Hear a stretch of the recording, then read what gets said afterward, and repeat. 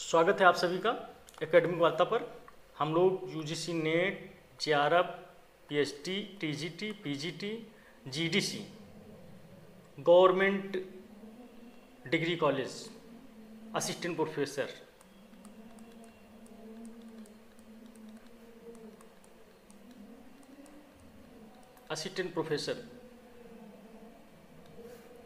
जो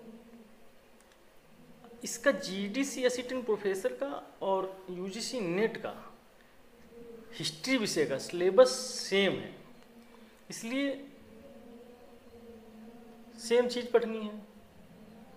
तो हम लोग लास्ट क्लास में जहाँ से विषय को छोड़ा था वहीं से कंटिन्यू करेंगे।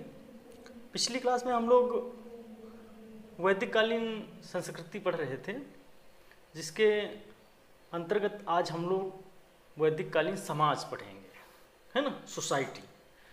तो वैदिक कालीन सोसाइटी की बात अगर हम लोग करें तो वैदिक कालीन सोसाइटी जो व्यवस्था थी वो पितृसत्तात्मक समाज था। ऋग्वैदिक कालीन जो सोसाइटी थी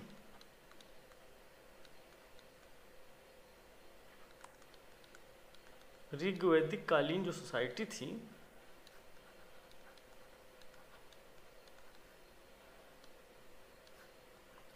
जो समाज है ऋग्वैदिक कालीन पितृसत्तात्मक था।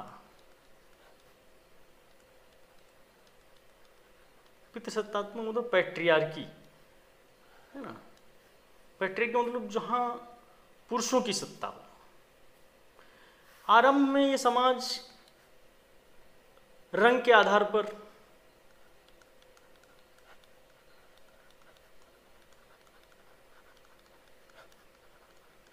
आर्य और अनार्य दो वर्गों में विभाजित था। आर्य, उसके बाद अनार्य। ये कबीलाई समाज था, कबीला में रहते थे, मतलब कबीला का अर्थ है घुमंतु टाइप का समाज था। बाद में आगे चल के ये आर्य और अनार्य दो वर्गों में विभाजित था। दो वर्गों में विभाजित था। बाद में आगे चलकर समाज पुरोहित,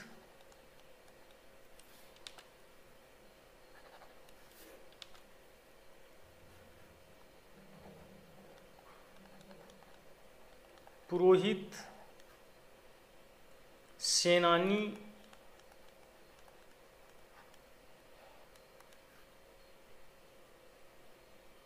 एवं सामान्य जन में विभाजित हुआ।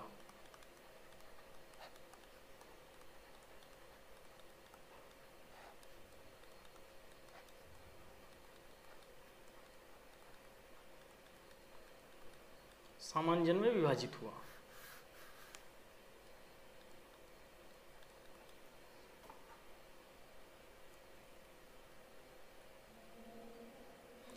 ऋग्वैदिक काल के अंतर्गत या ऋग्वैदिक काल के अंतिम दौर में अगर हम देखें तो समाज लिख देते हैं इस तरीके से। ऋग्वैदिक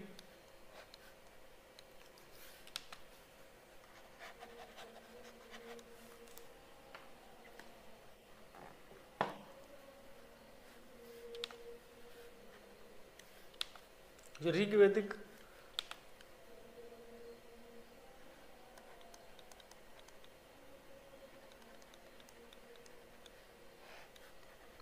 काल के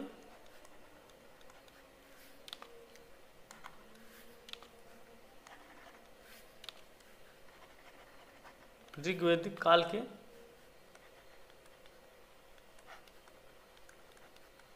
अंतिम दौर में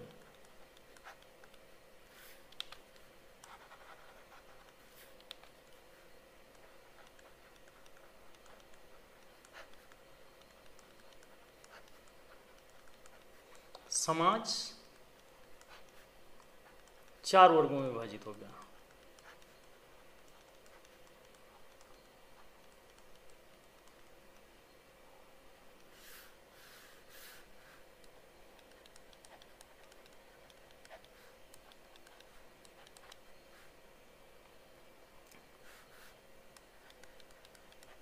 जो क्रमशः ब्राह्मण, क्षत्रिय, वैश्य, शूद्र 4 वर्गों में विभाजित होगा। और ये ऋग्वेद का जो 10वां मंडल है,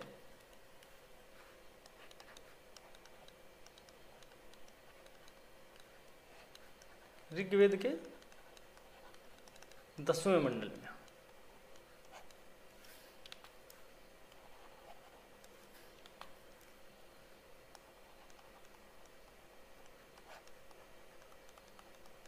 ऋग्वेद के 10वें मंडल के अंतर्गत 10वें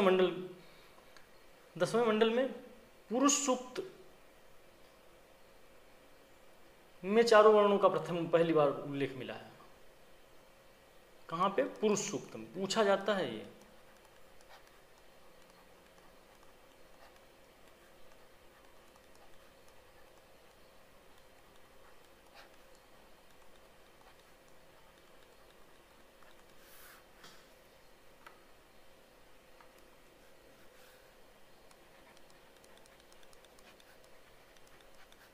चारों वर्णों का उल्लेख मिलता है।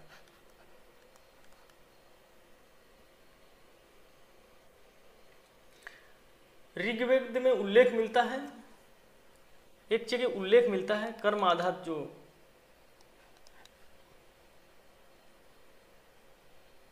उसमें ये उल्लेख मिलता है कि मैं कवि हूं, मेरे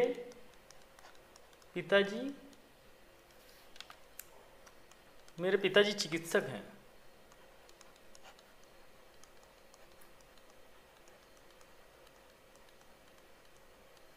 मेरी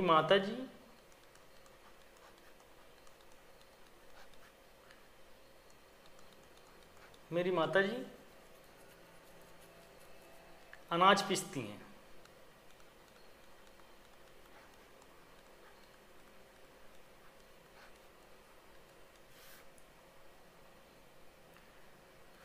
और मैं सब लोग एक साथ रहता हूँ, अलग अलग काम करने के बाद भी एक परिवार में एक साथ रहता हूँ। तो ये क्या है? इसको समझ सकते हैं इस तरह के कर्मगत वर्ण व्यवस्था का प्रमाण है। कर्मगत वर्ण व्यवस्था का प्रमाण है।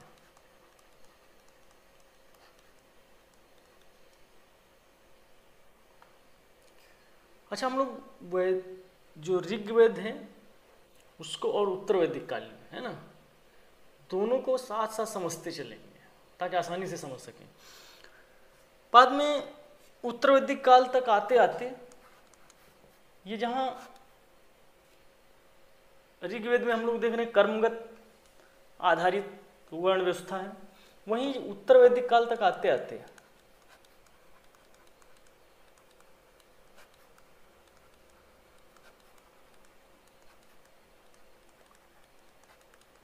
उत्तर वैदिक काल तक आते आते जन्म आधारित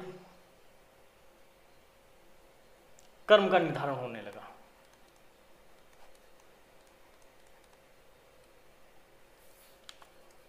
जन्म आधारित,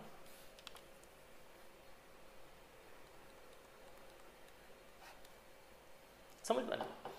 इसमें कुछ भेदभाव भी होने लगा, जैसे मान लीजिए संस्कार को लेकर। अब उदाहरण के तौर पर बता रहे, जैसे ब्राह्मण का बेटा है तो उसको जो उपनयन संस्कार होगा वो दूसरे समय में होगा, वैश्य का बेटा है उसका उपनयन संस्कार होगा दूसरे समय में, क्षत्रिय का होगा उसका दूसरे, सभी का समय और मंत्र तक अलग अलग होते थे। चलिए, इस तरीके से अगर हम लोग स्त्रियों की दशा की बात करें, महिलाओं की दशा की बात करें उस समय कैसी थी, तो कंडीशन ऑफ वुमेन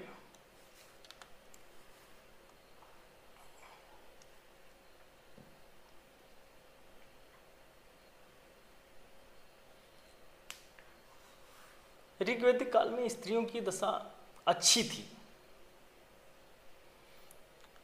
ऋग्वेद काल में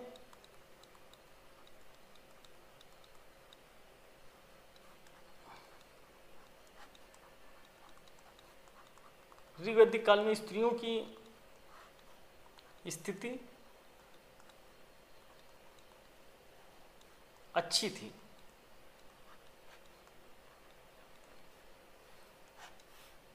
ऋग्वैदिक काल की बात कर रहा हूं, उत्तर वैदिक काल आते आते स्त्रियों की स्थिति खराब हो जाएगी।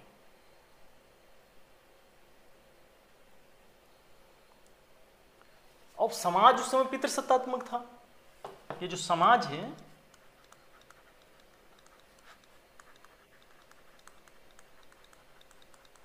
पितृसत्तात्मक था, पैट्रियार्की थी।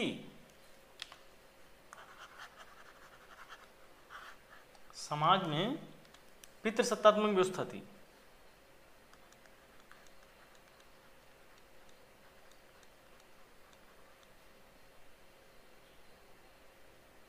है ना। और ये पितृसत्तात्मक समाज होते हुए भी पुत्री को नीची निगाह से नहीं देखा जाता था।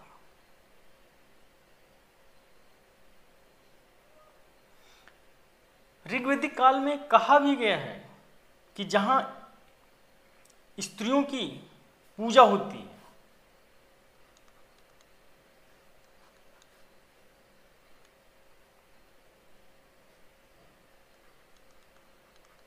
स्त्रियों की पूजा, पूजा का मतलब है यहां सम्मान, स्त्रियों का सम्मान होता है, जहां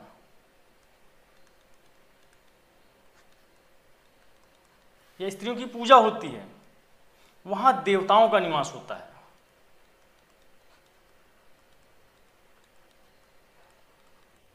बहुत बार आप लोगों ने ये लाइन सुनी होगी, वहां देवताओं का वास होता है।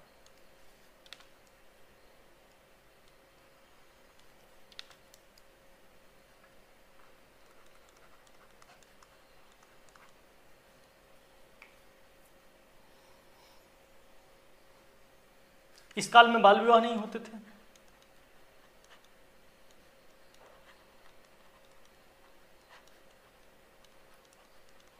सबसे बड़ी जड़ जो है बाल विवाह होती है। 19वीं सेंचुरी जब आप लोग पढ़ोगे मॉडर्न हिस्ट्री तो वहां बताएंगे आपको, सबसे जो केंद्र बिंदु होता था, मूल जड़ होती थी बाल विवाह। एक बेटी की शादी हो जाती थी कम उम्र में। अभी वैदिक काल को यहाँ पर एक सेकंड के लिए रोक दीजिए, आप समझने के लिए प्रयास करिए, समझिए। जब 19वीं सेंचुरी में भारत में अंग्रेज आए या क्रिश्चियन मिशनरी आए, उन लोगों ने कहा तुम्हारा समाज तो बहुत बर्बर है। क्यों कहा ऐसा? इसलिए देखिए, समस्या ये थी हमारे यहाँ उस समय बाल विवाह प्रथा थी। छोटी बच्चियों का मान लीजिए बहुत ज़्यादा उम्र होती थी तो 10 साल से 14 साल की उम्र में शादी कर दी जाती थी।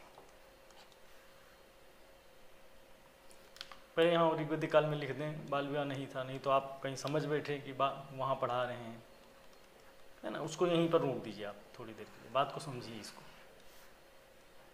जड़ कहाँ होती थी? 10 से 12-13 साल में शादी कर दी जाती थी। अब 12-13 साल में जब शादी हो गई और अपने से 3 गुना उम्र ज़्यादा पुरुष की होती थी, हम मान लीजिए 12 है तो ये 36 साल का हो गया, और ये जब 36 साल की होगी तो ये कितना हो जाएगा? तब तक ये 70 से ऊपर निकल जाएंगे, और 70 के ऊपर से निकलने का मतलब गए, जीवित संसार से चले जाएंगे, स्वर्गीय चले जाएंगे, स्वर्ग चले जाएंगे। अब स्वर्ग चले जाएंगे ये, तो इनका क्या होगा? अब ये हो जाएंगी विधवा। जब ये विधवा हो जाएंगी तो क्या होगा? विधवा हो जाएंगी। विधवाओं की संख्या इस समय, बताओ तुम लोगों के लिए क्वेश्चन है, विधवाओं की संख्या इस समय भारत में सबसे ज़्यादा कहाँ पाई जाती है? वृंदावन में, है ना। पहले कभी काशी में पाई जाती थी, एंशिएंट टाइम में देखोगे तो काशी में पाई जाती थी। विधवाएं वहाँ क्यों रहती हैं? क्योंकि वहाँ भिक्षावृत्ति करती हैं, ठीक है। तो ये क्या है? अब ये विधवा बन गई। जब विधवा बन गई तो अब इसको घर के बाहर, विधवाएं कैसे रहती थी? सफ़ेद साड़ी पहन के, अब आप एकदम ना कोई प्रॉपर्टी में हिस्सेदारी है, बस घर के बाहर बैठिए सफ़ेद साड़ी पहन के, ना कोई मेकअप कर सकते हैं, ना चटपटा भोजन खा सकते हैं, बालों को मुंडन करवा देंगे, इस तरीके। और विधवाओं की संख्या जब ज़्यादा बढ़ गई तो एक और नया कहानी, सती प्रथा आ गई, सती हो जाती थी महिलाएं, है ना। बताएंगे सब, पूरा स्टोरी आपको जब मॉडर्न पढ़ेंगे तब बताया जाएगा। और जब सती हो जाएंगी तो फिर एक नई स्टोरी आ जाएगी। ये समस्या जड़ थी ये यहीं पर, बाल विवाह से ये सारी चीज़ें, बहुत सारा जड़ मिलेगा आपको। जब हम मॉडर्न पढ़ेंगे तो इसको पूरा विस्तार में पढ़ाया जाएगा। अभी यहाँ हम लोग अभी देख रहे हैं ऋग्वैदिक कालीन समाज के अंतर्गत हम लोग बात कर रहे थे। तो ऋग्वैदिक काल में जो है बाल विवाह नहीं था, बाल विवाह जैसी प्रथा या बाल विवाह जैसी चीज़ें देखने को नहीं मिलती। इतना ही नहीं, वो समाज में अपनी शादी के लिए अपना वर स्वयं चयन कर सकती थी, बाल विवाह नहीं था।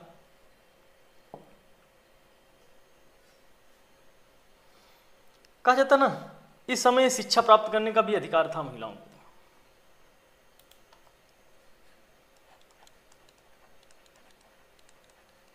शिक्षा प्राप्त करने का अधिकार था।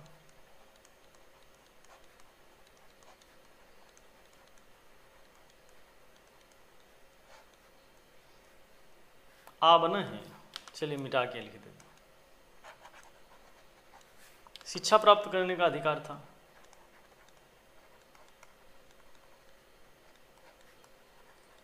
जिसमें अपाला, घोष्य, मैत्री जैसी महिलाओं के नाम मिलते हैं।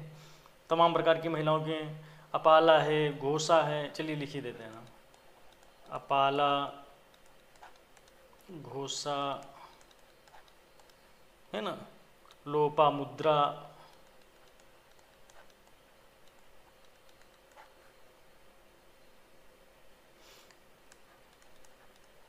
नामक महिलाओं का उल्लेख मिलता है।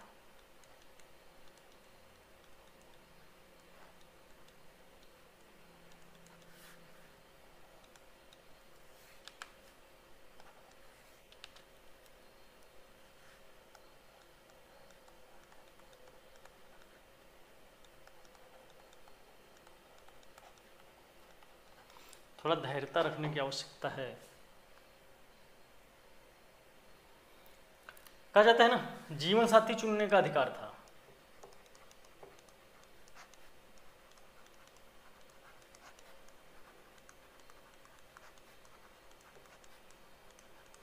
जीवन साथी चुनने का अधिकार था। क्यों लोग कहते हैं कि ऋग्वैदिक कालीन व्यवस्था, ऋग्वैदिक कालीन व्यवस्था, वेदों की ओर लौटो, दयानंद सरस्वती जैसे लोग? क्योंकि उस समय हम उत्तर वैदिक कालीन की बात नहीं कर रहे हैं। उत्तर वैदिक कालीन आते आते समय की व्यवस्था, बहुत सारी चीज़ें बदल गई।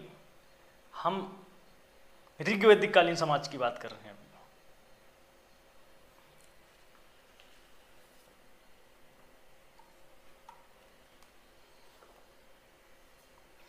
इस तरीके से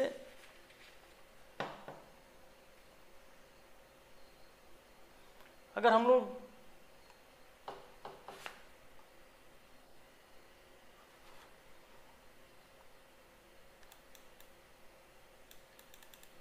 उनका रहन सहन, खान पान की बात करें, है ना, इसके आगे लिख लीजिए।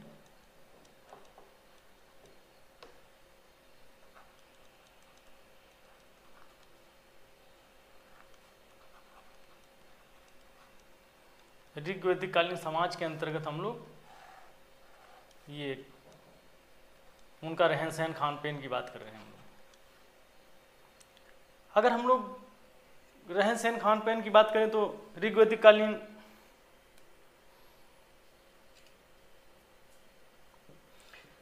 देखिए, दरअसल क्या इनका समाज जो था घुमंतु समाज था, है ना। जब घुमंतु समाज था तो वहाँ के अभी इस समय जो ऋग्वैदिक कालीन लोग हैं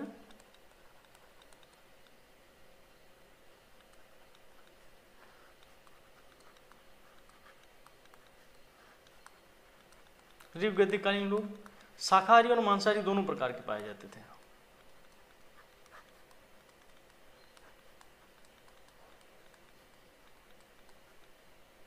शाकाहारी मांसाहारी दोनों प्रकार के लोग थे।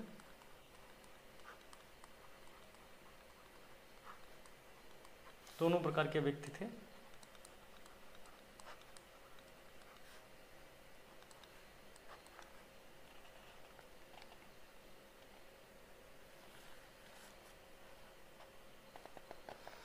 ये लोग दरअसल क्या है, समूह में रहते थे, झुंड में रहते थे, है ना।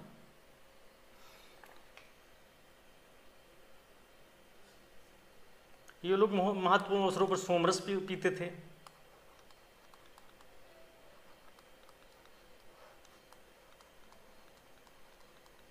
महत्वपूर्ण अवसरों पर सोमरस पीते थे।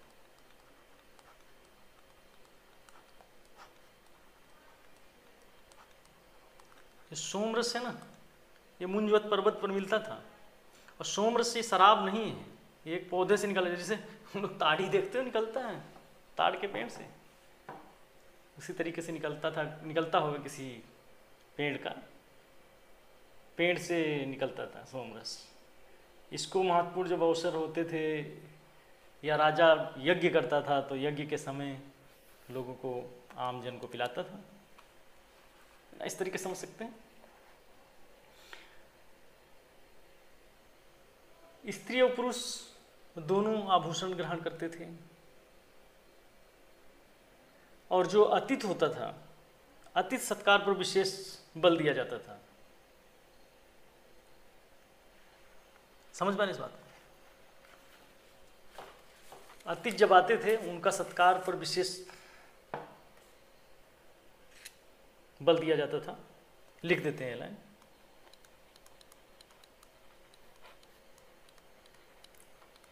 अतिथो देवो भव, अतिथि पर विशेष बल दिया जाता था।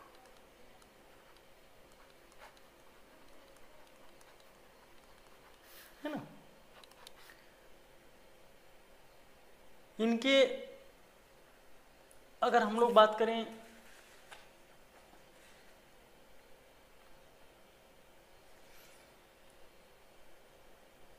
आवास की, तो इनके घर मिट्टी के होते थे, कच्ची मिट्टी के बने होते थे। जो ऋग्वैदिक कालीन आर्य थे उनके घर मिट्टी और कच्ची मिट्टी के बने होते थे। इनके नाम मिले हैं, जैसे धाम मिला, धाम, सदन, ग्रह, इन शब्दों का प्रयोग करते थे।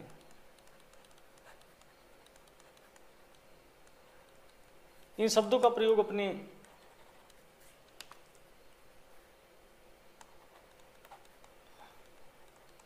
इन शब्दों का प्रयोग आवास के लिए करते थे।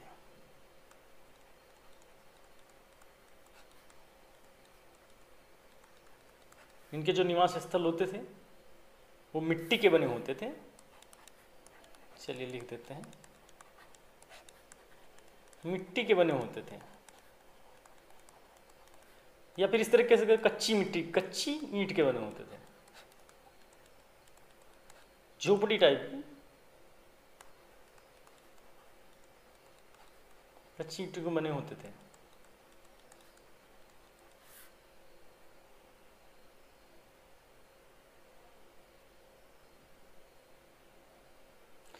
ये लोग यज्ञ कुंड के निर्माण में ईंटों का प्रयोग करते थे।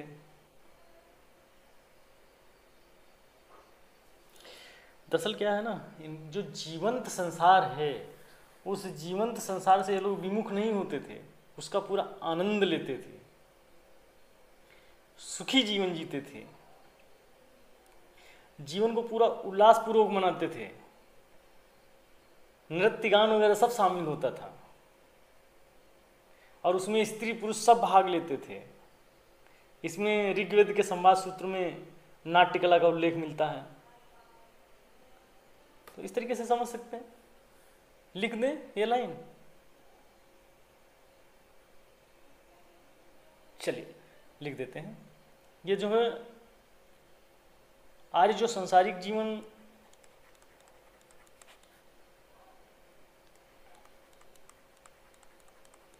आर्य जो है संसारिक जीवन से विमुक्त नहीं होते थे।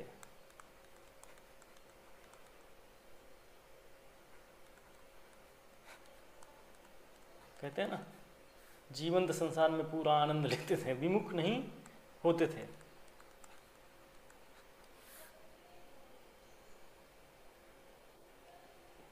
जीवन को उल्लासपूर्वक बिताते थे या जीते थे।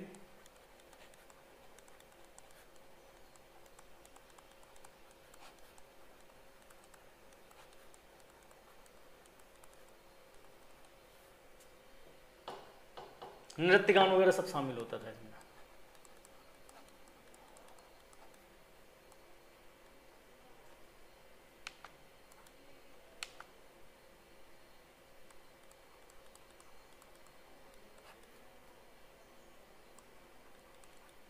नृत्य गान वगैरह सब शामिल होता था ना।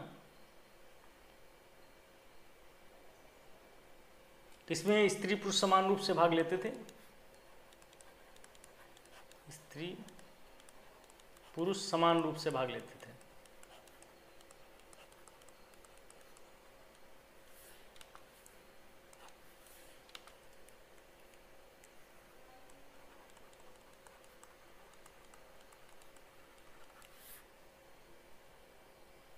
ये ऋग्वेद एक संवाद सूत्र में मिलता है।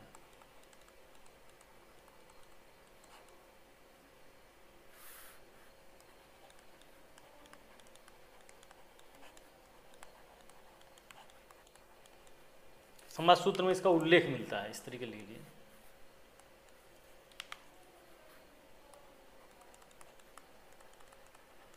इसका उल्लेख मिलता है।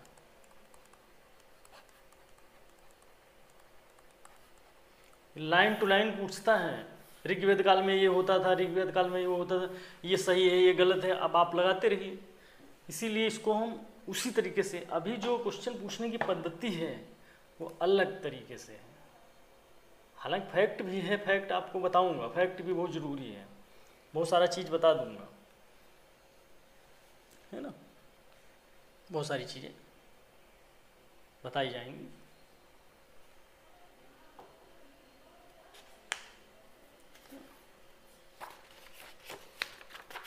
आप कमेंट्स में लिखिए। अगर हम लोग उत्तर वैदिक काल की बात करें तो समाज की, मान लीजिए ये वैदिक कालीन समाज की, अगर हम उत्तर वैदिक काल,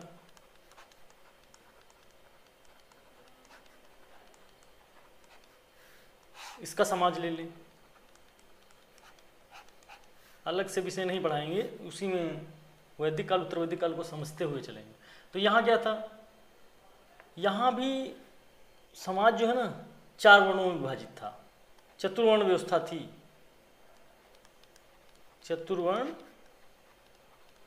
व्यवस्था थी। और यहाँ दास प्रथा प्रचलित थी।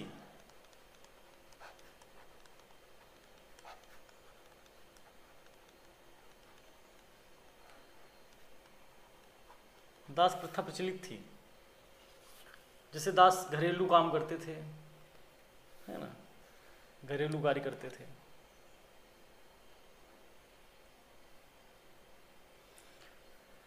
अब क्या हुआ, उत्तर वैदिक काल आते थे, लोहे का काम, क्षत्रियों में शक्ति का, क्षत्रिय जो है ना उनके शक्ति में वृद्धि हुई।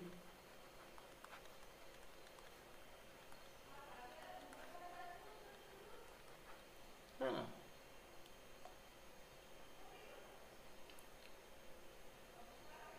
और राजा बलपूर्वक कर वसूलने लगा, राजा कर वसूलने लगा। दरअसल होता क्या, इस तरीके से समझिए आप, ये लोग कबीले में रहते थे, ये कबीला है, ठीक है, कबीले में रहते थे। तो ये जैसा कि पिछली क्लास में आपने पढ़ा था कि अनेक इतिहासकारों ने अलग अलग मत दिए कि वो आर्य बाहर से आए, ये बाहर से आए, अब यहाँ के उन्होंने मान लीजिए जिन लोगों को बंदी बना लिया है ना, उन्हें दास बना लिया। दास में आर्य अनार्य दोनों शामिल होते थे, आर्य और अनार्य दोनों शामिल होते थे दास। अब इन्होंने अब क्या किया, अब दो कबीले हैं मान लीजिए, अब दो कबीले हैं, अब ये लोग पशुचरणी व्यवस्था थी, पशुओं को पालते थे, इनका खान पीन रहन सहन पूरा पशुओं पर आधारित होता था, पशुओं से दूध मक्खन दही घी निकालते थे। अब पशु जो है, अब इनके पास मान लीजिए पशु ज़्यादा है, ठीक है, इनके पास पशु ज़्यादा है, अब ये इन्होंने क्या किया, इसके पशु को चोरी कर लिया। जब चोरी कर लिया, या ये कृषि कर रहे हैं, इन्होंने कृषि किया, कुछ अधिशेष उत्पादन किया और इन्होंने बिना काम किया इसका चोरी कर लिया, तो ये क्या करता था, ये एक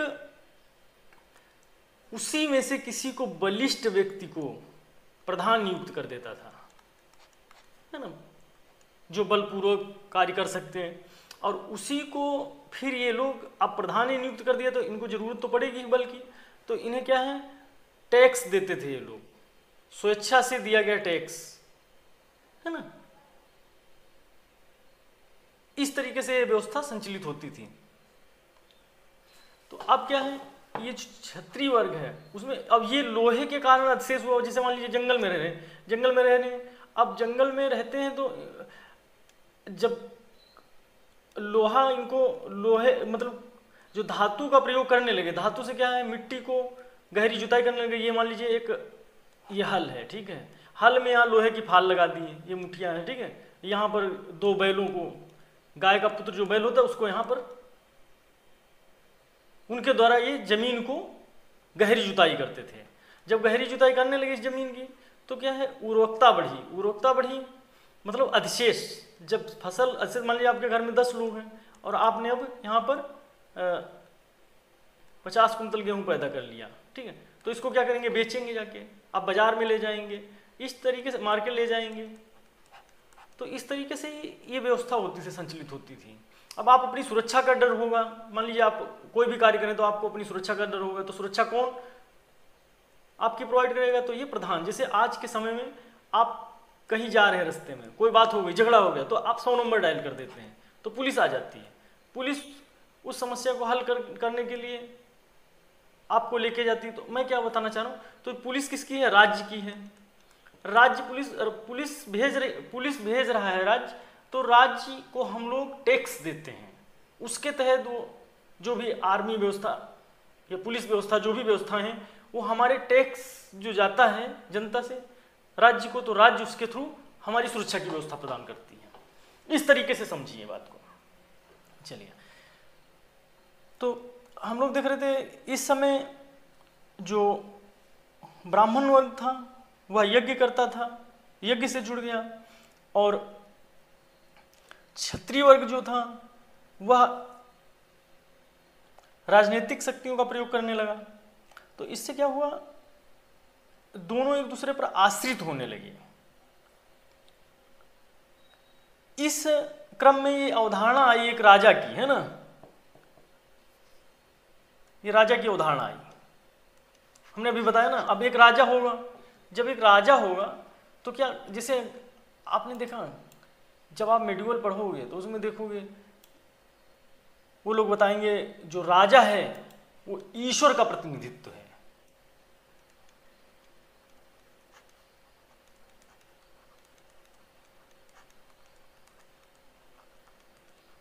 राजा जो ईश्वर का प्रतिनिधित्व है, ऐसा करके वो लोग जनता पर शासन करेंगे।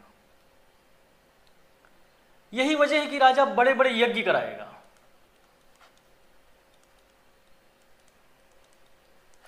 ये कहेगा ईश्वर का प्रतिनिधित्व बोल के बड़े बड़े यज्ञ कराएगा, और जिसमें पुरोहित वर्ग होगा, पुरोहित को एक दूसरे पर डिपेंड रहेंगे, है ना। और तीसरा वर्ग जो है, वैश्य वर्ग जो है, वो क्या करेगा, वो अपना व्यापार करेगा, वो व्यापार करेगा, टैक्स देगा, और इन तीनों को द्विज कहा जाता था। ब्राह्मण क्षत्रिय वैश्य तीनों को द्विज कहा जाता था। ये प्रश्न बहुत बार पूछा गया, द्विज कहा जाता था, है ना, तीनों को द्विज का अर्थ होता है जन्म लेना, है ना। यहाँ से फिर बाद में उत्तर वैदिक काल में गोत्र की अवधारणा आई। इसके अंतर्गत वैवाहिक संबंधों पर ध्यान जाएगा लोगों को। जैसे आप जबलुक उपनिषद जानते हैं, जबलुक उपनिषद में लिख देते हैं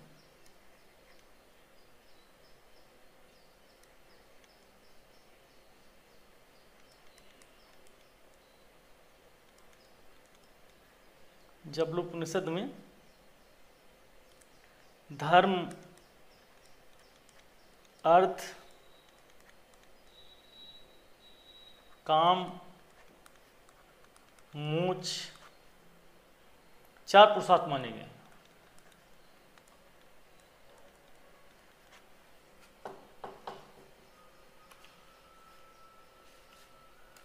है ना।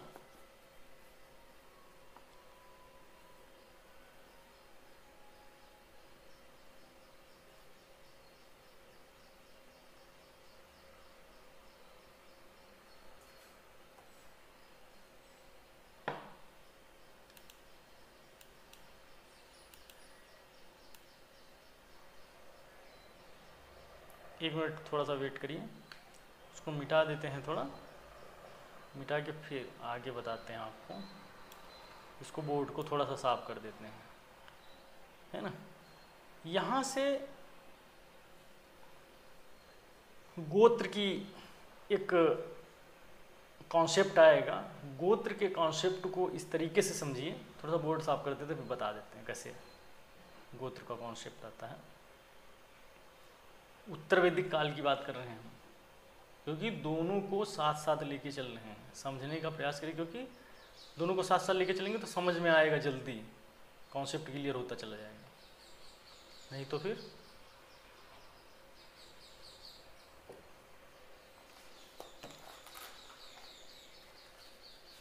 चलिए देखिए। गोत्र को ऐसे होता, मान लीजिए 2 कबीले हैं, एक ये कबीला है, एक ये कबीला है, ठीक है।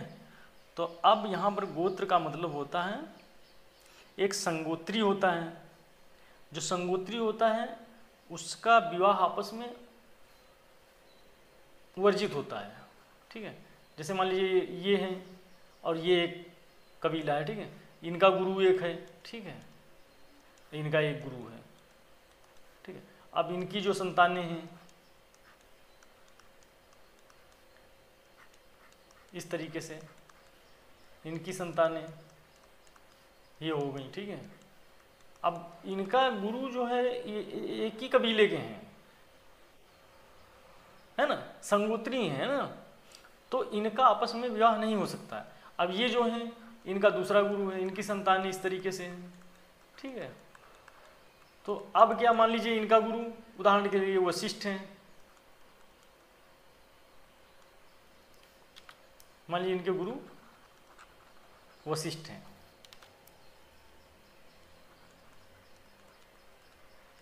और इनके गुरु मान लीजिए, इनके गुरु मान लीजिए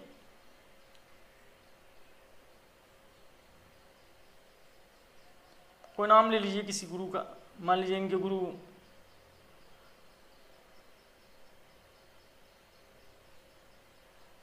एक नाम ले लीजिए किसी का,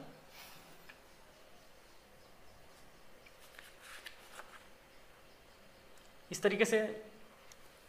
तो ये क्या है, चलिए यहाँ से मान लीजिए भरद्वाज कर देते हैं, ये भरद्वाज गुरु हैं, ठीक है। तो क्या ये जो है इनका जो, मान लीजिए ये इनका गोत्र भरद्वाज हो गया, इनका गोत्र वशिष्ठ हो गया। तो ये वशिष्ठ वाले भरद्वाज के साथ साथ, जैसे उदाहरण के लिए, उदाहरण दे रहा हूँ यहाँ पर, रियल नहीं है ये एक समझाने के लिए, कॉन्सेप्ट के लिए बता रहा हूँ। तो इनका क्या, ये जैसे जितना भरद्वाज गुरु के जो ये जो इस कबीले के जितने भी संतानें हैं, तो ये आपस में सवर्णी हो गई, इनका एक गोत्र हो गया। अब ये जो वशिष्ठ वाले हो गए ये एक गोत्र हो गया। तो ये क्या, वशिष्ठ वाले शादी एक के साथ नहीं कर सकते हैं इस तरीके से, और ये एक दूसरे के साथ शादी कर सकते हैं। ये गोत्र का एक कॉन्सेप्ट आया। गोत्र का कॉन्सेप्ट इसलिए आया कि कबीले में रहते थे अलग अलग, तो क्या है, इनको एक दूसरे को चिन्हित करने लगे, कैसे हम पहचाने कि हमारे गोत्र के आप हो, है ना। यहाँ एक कॉन्सेप्ट आएगा अनुलोम विवाह, प्रतिलोम विवाह। अनुलोम विवाह क्या होता था? जो अनुलोम विवाह होता था उसमें जो वर होता था या पुरुष होता था, वर या पुरुष, है ना, ये होता था उच्च कुल का, उच्च कुल का, ठीक है। और जो वधू होती थी या महिला, ये क्या होती थी? निम्न कुल की, ये निम्न कुल की होती थी। तो ये होता था अनुलोम विवाह।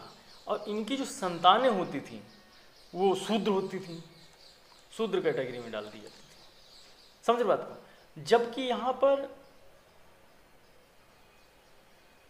पुरुष उच्च कुल का है। इसी तरीके से एक होता था प्रतिलोम विवाह, प्रतिलोम विवाह। तो जो प्रतिलोम विवाह होता था उसमें जो वर होता था वो निम्न कुल का होगा, वर निम्न कुल का होगा। और वधू होगी, वधू मतलब महिला, ये पुरुष, है ना, ये उच्च कुल की होगी, उच्च कुल की होगी। और इन दोनों की जो संतानें उत्पन्न होगी उसको ये शूद्र वर्ण है। जबकि महिला, देखिए, वधु जो है उच्च कुल की है। अब इतना ही नहीं, इस कॉन्सेप्ट को इस तरीके से समझ सकते हैं। मान लीजिए ये ब्राह्मण है, ये क्षत्रिय है, ये वैश्य है, ये शूद्र है, ठीक है। तो अगर ब्राह्मण वाले ने क्षत्रिय के साथ शादी कर लिया, ठीक है, इसको यहाँ ऐसे देखते रहिए, ऐसे इस तरीके से देखते रहिए। अनुलोम क्या है, ये प्रतिलोम क्या है, ये अनुलोम, ये प्रतिलोम विवाह।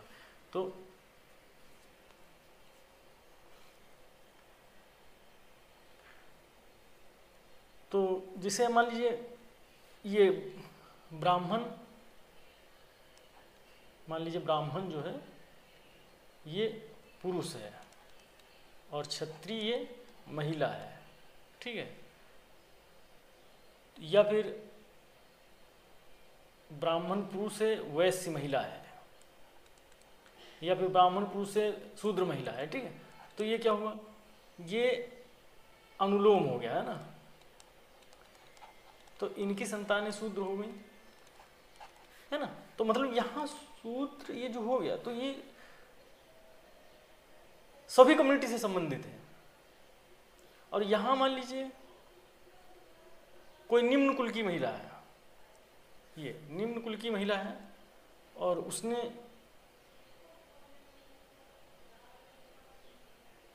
ब्राह्मण के साथ शादी करी, तो यही अनुलोम। और मान लीजिए कोई ब्राह्मण महिला है और निम्न कुल के व्यक्ति के साथ, मान लीजिए क्षत्रिय के साथ शादी कर लिया, तो ये प्रतिलोम विवाह हो गया। तो इसमें क्या है, ये इसकी भी संतानें इसी कैटेगरी में जाएंगे, निम्न कुल में, है ना।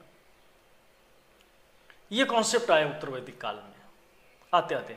और इतना ही नहीं, इनको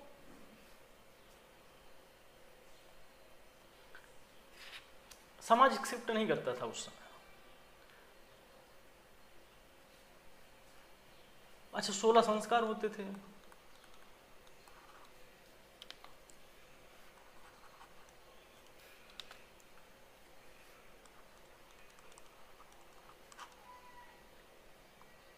चार पुरुषार्थ,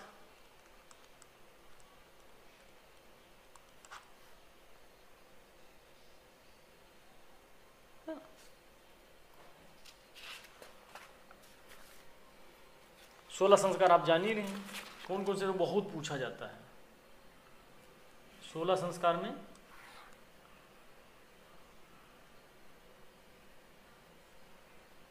सबसे पहले गर्भधारण संस्कार,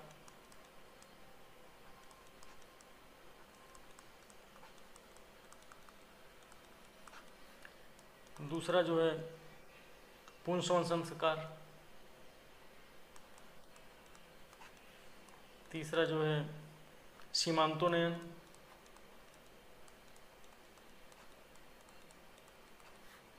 चौथा जो है जात कर्म। अच्छा, साथ साथ इसकी व्याख्या भी करते चले जाते हैं। गर्भधारण संस्कार जो है ना, जन्म के पहले जब स्त्री पुरुष का विवाह हो जाता है, उसके बाद जो बच्चे को गर्भ धारण के पहले का संस्कार होता है। पुंसवन जो है वो पुत्र प्राप्त हेतु संस्कार किया जाता है। बहुत बार क्वेश्चन पूछा गया है ये तो, बहुत बार, जन्म के पहले का कौन सा संस्कार है ना। सीमांतोन्नयन जो होता है, जब ऐसा माना जाता है कि गर्भ में जो पिंड होता है, बच्चे का जो पिंड बनता है, जो गर्भ में बच्चे का जो जीव है वो 3 महीने में पड़ता है। तो 3 महीने के बाद जो कोई असुरी शक्तियाँ या निगेटिविटी जो वेव्स होते हैं वो उसके ऊपर अटैक ना करें, इसलिए ये एक संस्कार किया जाता है। उसके बाद जात कर्म संस्कार। जात कर्म संस्कार जब जन्म होता है बच्चे का, उस समय, जन्म के समय होता है। उसके 5वां जो संस्कार है उसको नामकरण संस्कार। नामकरण, बच्चे का जन्म के बाद नाम रख दिया जाता है। 6ठा जो है निष्क्रमण होता है संस्कार, निष्क्रमण संस्कार। तो निष्क्रमण संस्कार का अर्थ ये होता है, जैसे बच्चे का जन्म जब हो जाता है तो काफ़ी दिनों तक घर के बाहर नहीं महिला निकलती है बच्चे के जन्म होने के बाद। उसको बोलते हैं सवर, सवर ऐसे करके बोला जाता है। अभी तो हॉस्पिटल में तुरंत छुट्टी हो जाती है, उस समय इसी तरीके से कुछ दिन की प्रथा होती थी, उतने दिन तक वो घर के बाहर नहीं निकलेंगी, इस तरीके से। उसके बाद अन्नप्रशासन।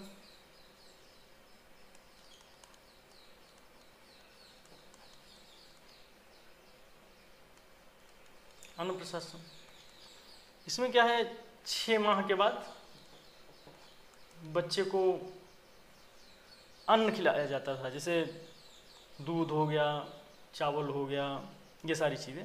उसके बाद में मुंडन संस्कार, चूड़ा कर्म है ना, इसको बोलते थे मुंडन संस्कार। मुंडन संस्कार। कर्णवेधन संस्कार। कर्णवेधन संस्कार ये जो है, जब बच्चा थोड़ा बड़ा होने लगता है तो बहुत सारी नेगेटिव वेव्स वगैरह बच्चे को परेशान करने लगते, तो इसको लेकर के एक धारणा थी कि बच्चे का कान छेद देंगे तो उसको निगेटिव वेव्स उसके ऊपर अटैक नहीं करेंगे। कारण होता है ये कि जैसे मान लीजिए घड़ा रखा है, सुराही रखी है, और घड़े में छेद कर दिया आपने, तो वो साबुत घड़ा नहीं बचा, तो इसलिए उसको कोई पसंद नहीं करेगा, इसीलिए उसको छेद कर दिया, ऐसा माना जाता है ना। फिर उसका विद्यारंभ।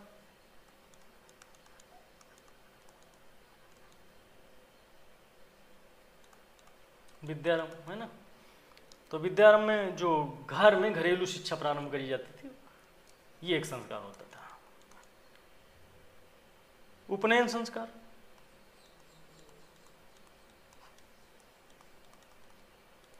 उपनयन संस्कार ये जनेऊ संस्कार।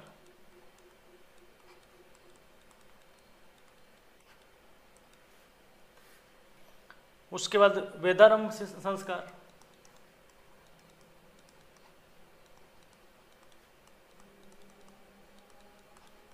वेदारंभ संस्कार, तो इसमें अब बच्चा गया आश्रम में, गुरु के आश्रम में, और वो उसने कौन कौन से वेद पढ़े, जैसे द्विवेदीय हो गया, 2 वेद पढ़ लिया, 4 वेद पढ़े, चतुर्वेदी, इस तरह के वेदारंभ संस्कार। केशान संस्कार। केशान संस्कार जो होता था, इसमें जब वहाँ से गुरुकुल से वापस आता था घर, तो उसके बाकायदा मुंडन, दाढ़ी बाल जम जाते थे सर, तब तक निकल आते थे, उसके दाढ़ी और मुंडन किया जाता था। उसके बाद उसको भेजा जाता था, दाढ़ी मुंडन जब करता था उसको बोलते थे केशांत, दाढ़ी बनाता था अच्छे से, तो मुंडन करवाता था। उसके बाद घर वापस आता था जब गुरुकुल से, तो उसको बोलते थे समावर्तन। समावर्तन, तो ये क्या है, गुरुकुल से घर वापस आता था।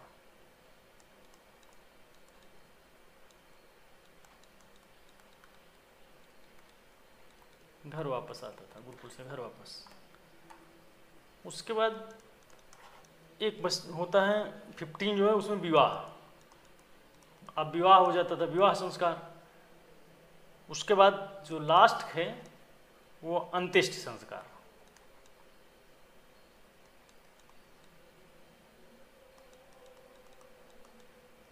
अंतिम संस्कार, इसमें कहा जाता है ना, व्यक्ति जो हिंदू धर्म में ऐसी मान्यता है कि व्यक्ति का, हमारा जो जन्म है उसमें पंच तत्वों से मिलकर के बना है शरीर। जल है, पानी है, आकाश है, मिट्टी है, अग्नि है। तो इसीलिए यहाँ दाह संस्कार कर दिया जाता है। इसके अंतर्गत कहते हैं ना, जल में उसका बचा अवशेष गंगा में प्रवाहित कर दिया जाता है ना। और आकाश कहते हैं कि जब आग जलाई जाती है तो आकाश में जाता है, थोड़ा सा अंश कहते हैं मिट्टी में मिल जाता है ना। कहते हैं थोड़ा सा इस तरीके से पवन हवा में है ना, ये 5 तत्वों से, 4-5 तत्वों से बनके 5 तत्वों से बनके मिला है। इस तरीके से ये संस्कार होते थे।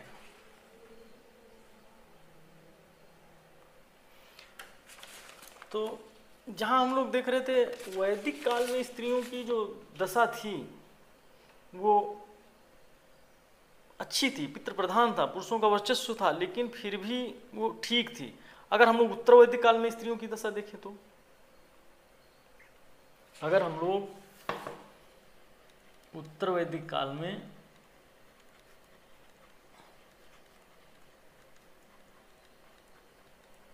स्त्रियों की दशा देखें तो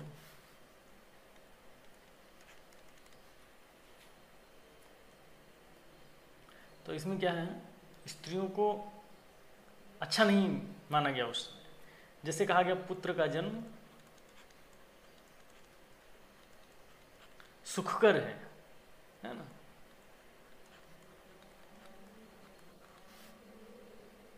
सुखकारक है, और पुत्री का जन्म दुख का कारण है, उत्तर वैदिक काल में कहा गया।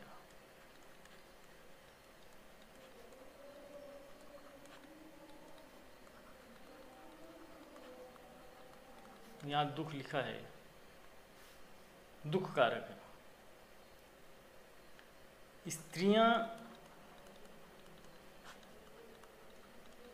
समाज की 3 बुराइयों में से एक है।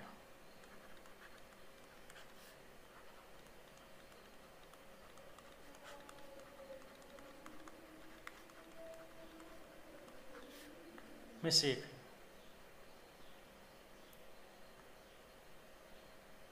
कौन कौन सी थी 3 बुराइयां? जुआ, शराब, स्त्री। जुआ, शराब, स्त्री। एक और लाइन बहुत सुनने को मिलती है, कहा जाता है विवाह के पहले पिता की अधीन रहेगी, विवाह के उपरांत पति के अधीन रहेंगे, तथा पति की मृत्यु के उपरांत पुत्र के अधीन रहेंगे। इस तरीके से उत्तर वैदिक काल तक आते आते स्त्रियों की दशा बहुत ही खराब हो गई थी।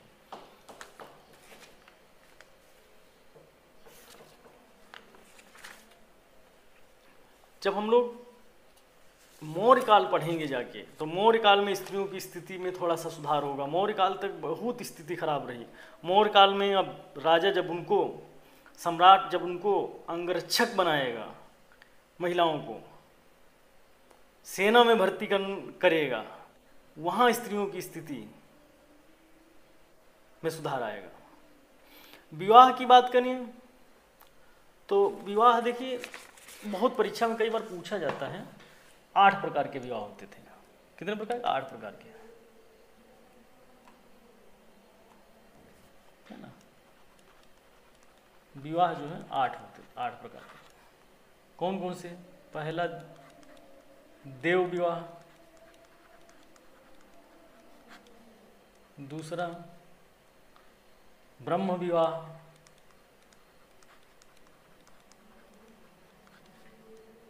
तीसरा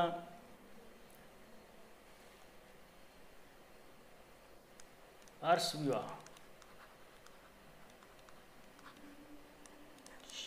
फोर्थ नंबर प्रजापति विवाह,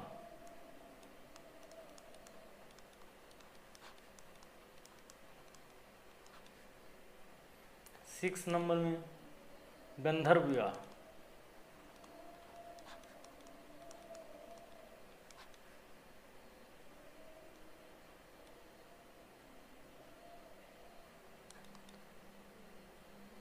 नहीं गड़बड़ हो गया। 1 2 3 4 5, यहाँ 5 है, ये 6। असुर विवाह,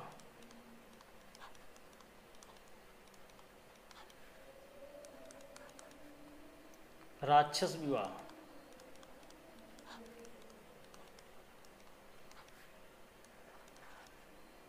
पैशाच विवाह,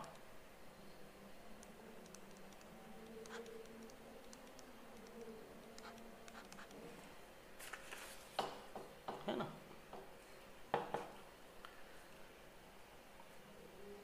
उत्तर वैदिक काल में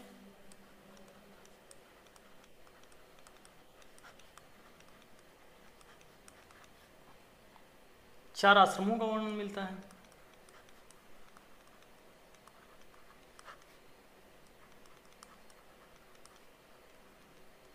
कौन कौन से थे चार आश्रमों का वर्णन?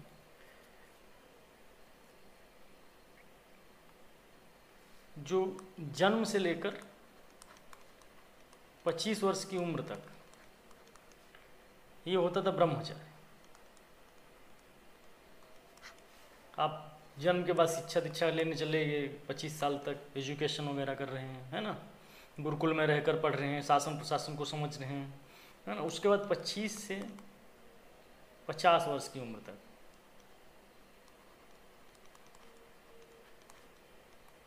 50 वर्ष की उम्र तक गृहस्थ होता था।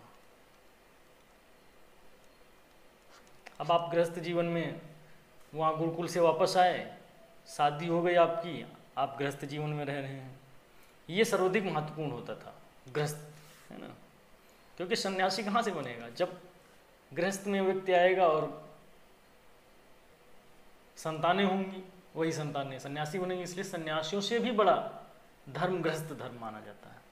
ऐसा उदाहरण के तौर पर हम कह रहे हैं, निगेटिव नहीं इसको लीजिएगा आप लोग, है ना। 50 से 75 जो है ये वानप्रस्थ होता था, वानप्रस्थ आश्रम। इसमें क्या है, व्यक्ति 50 साल का जब हो जाता था, ये गृहस्थ जीवन कंप्लीट हो गया तो वन में चला जाता था, गुरुकुल में चला जाता था, इन्हीं अपने अनुभव बच्चों को पढ़ाता लिखाता था। उसके बाद 75 के बाद 100 जो होता था, 100 साल की जीवन माना गया है एक इंसान का, एक व्यक्ति का।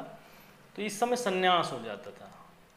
सन्यास का मतलब जंगल में चला जाना, किसी से कोई मतलब नहीं, मोह माया से विरक्त होकर के वहीं अपना डेथ होने के बाद वहीं लोग अंतिम संस्कार कर देते थे। इस तरीके से हम लोगों ने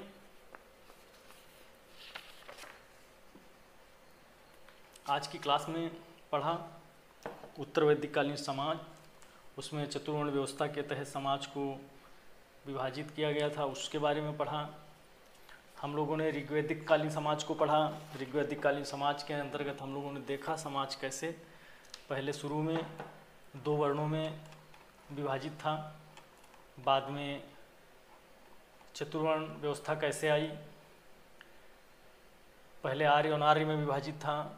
रंग के आधार पर, वर्ण का मतलब होता है रंग, एक होता है कर्म, कर्म के आधार पर, बाद में कैसे उसने जन्म के आधार पर उसका रूप ले लिया, जिसका हमने उदाहरण भी बताया 10वें मंडल के पुरुष सूक्त में सर्वप्रथम उल्लेख है इसका। उसके बाद स्त्रियों की दशा के बारे में हम लोगों ने पढ़ा। ऋग्वैदिक काल में स्त्रियों की स्थिति अच्छी थी, उन्हें पूजा जाता था, यहाँ तक कहा जाता था कि जो स्त्रियां हैं वह ही घर हैं, वो ही ग्रह हैं, इस तरीके से बोला जाता था। उसके बाद हम लोगों ने